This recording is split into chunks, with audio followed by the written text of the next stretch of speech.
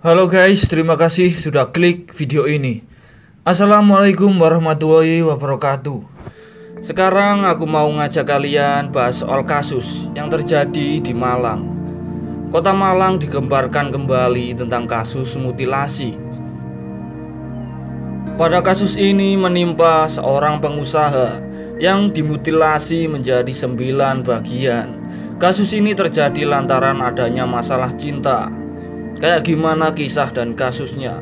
Langsung aja kita bahas. Tapi sebelum itu, marilah kita posisikan diri kita senyaman mungkin. Dan kalau ada camilan, siapkan camilan kalian. Nah, kalau sudah, inilah pembahasannya.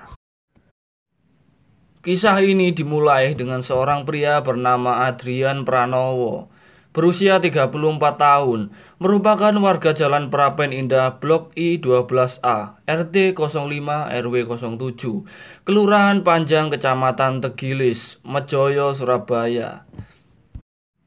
Diketahui jika Adrian ini merupakan anak dari seorang purnawirawan polisi.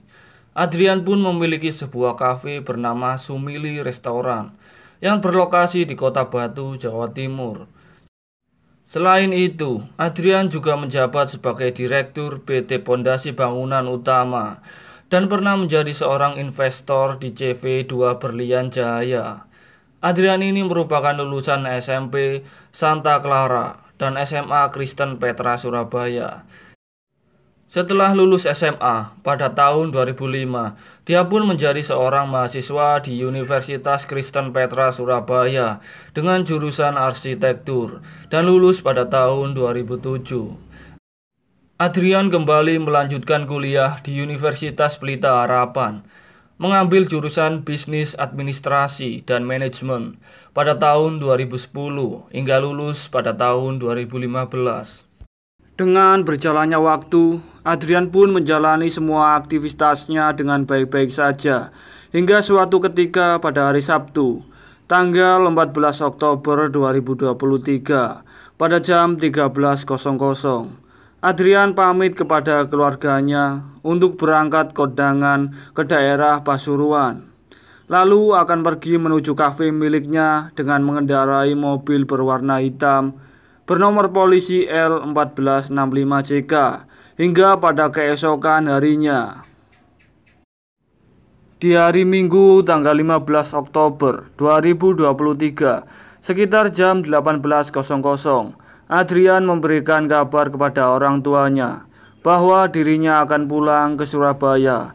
Namun sebelum kembali ke Surabaya, dia pun harus mampir terlebih dahulu ke daerah Malang dikarenakan ada keperluan.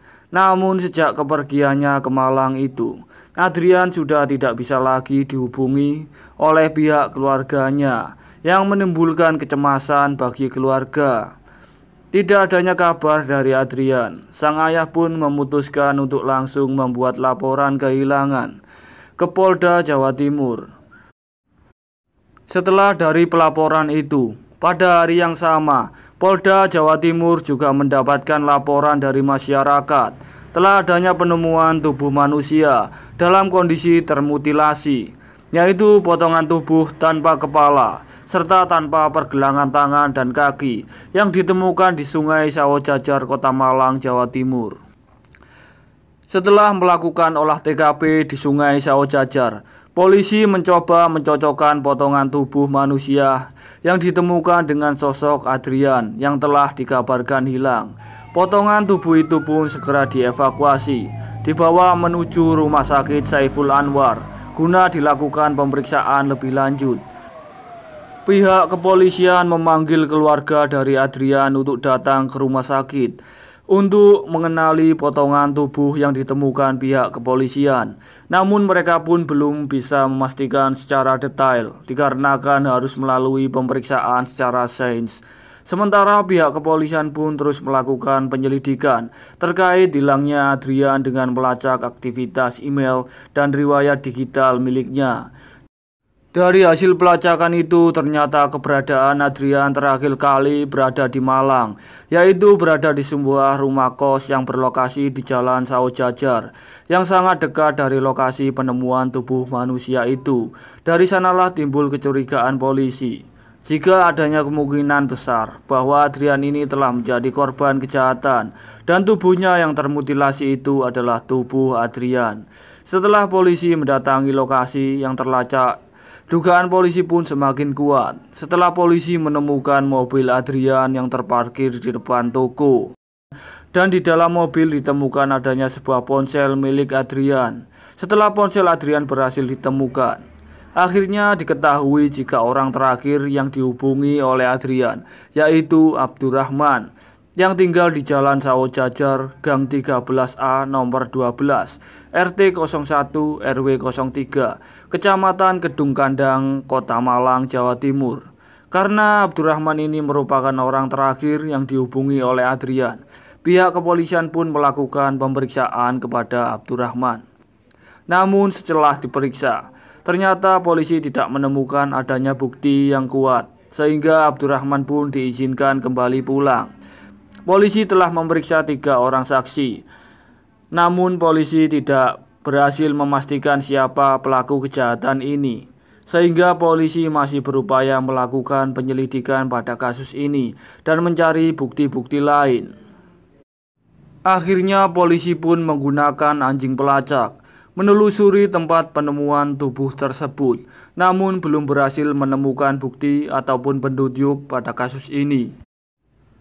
Waktu pun terus berjalan hingga 3 bulan penyelidikan. Akhirnya pada hari Rabu, tanggal 3 Januari 2024, Abdurrahman kembali dipanggil ke Polsek Kedung Kandang, dan ketika sedang menjalani interogasi untuk kedua kalinya, polisi mulai melihat adanya gelagat yang sangat mencurigakan. Namun itu semua tidak bisa dijadikan alasan menangkap Abdurrahman. Hingga pada sore harinya, Abdurrahman kembali dipulangkan oleh pihak kepolisian pada pukul 8 malam. Anggota kepolisian pun mendatangi pemilik rumah kos untuk menggali informasi lebih lanjut. Pemilik kos menjelaskan jika belakangan ini Abdurrahman sempat meminta cat serta mengganti kasur di kamarnya, sehingga semakin kuat dugaan polisi jika Abdurrahman ini adalah pelaku kejahatan tersebut.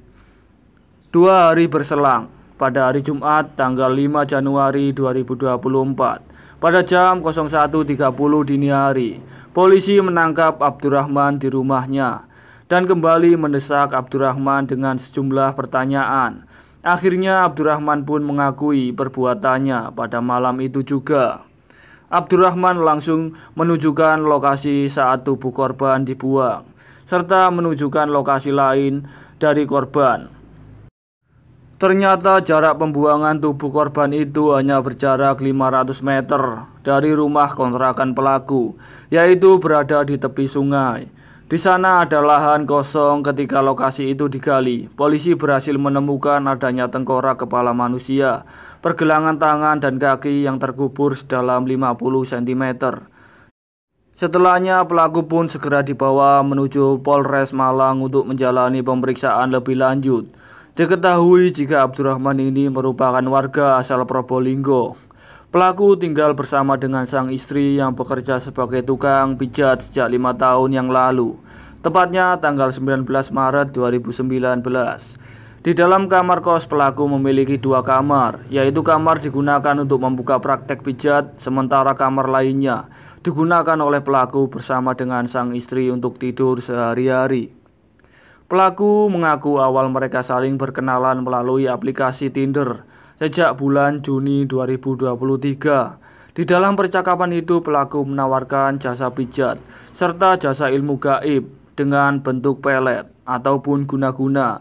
Hingga Adrian pun tertarik untuk menggunakan jasa dari Abdurrahman ini, yang kebetulan saja Adrian ini sedang melakukan pendekatan dengan seorang wanita.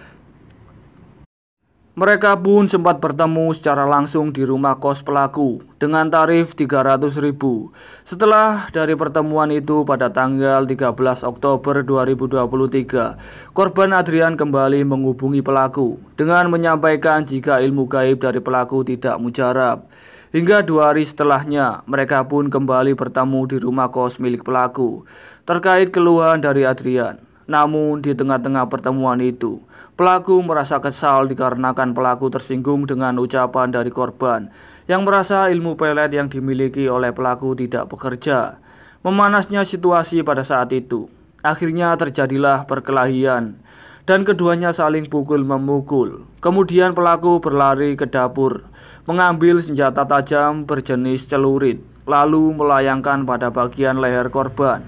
Akibatnya dari serangan itu, korban Adrian mengalami pendarahan hebat hingga kehabisan darah dan akhirnya meninggal dunia.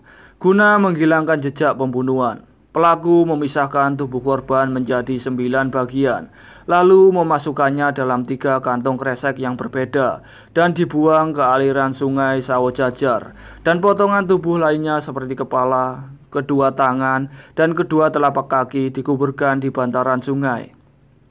Pelaku juga membuang alat-alat yang digunakan untuk memisahkan tubuh korban. Hingga kini polisi masih mencari alat tersebut. Setelah kejadian ini, pelaku langsung memberitahu kepada sang istri yang pada saat itu sedang berada di rumah keluarganya istri. Yang mendengar kejadian tersebut sempat pingsan dan tidak menyangka jika suaminya telah melakukan aksi kejahatan seperti itu. Pelaku mengaku menyesali perbuatannya itu. Atas aksi kejahatan yang dilakukan pelaku dijerat dengan pasal 338 atau pasal 340 KUHP dengan ancaman hukuman mati atau penjara seumur hidup. Ya, beginilah kalau bicara soal cinta. Orang terkadang bisa lupa dengan dirinya sendiri. Sangat disayangkan korban yang telah memiliki kehidupan yang sangat layak dan baik dan mapan lantaran ambisinya mengejar pujaan hati, terjebak dukun hingga kehilangan nyawanya. Jangan mudah percaya dengan orang yang baru saja kita kenal, terlebih lagi orang sakti yang mengaku dukun sakti. Sekian videoku hari ini. Jangan lupa ikuti video selanjutnya. Terima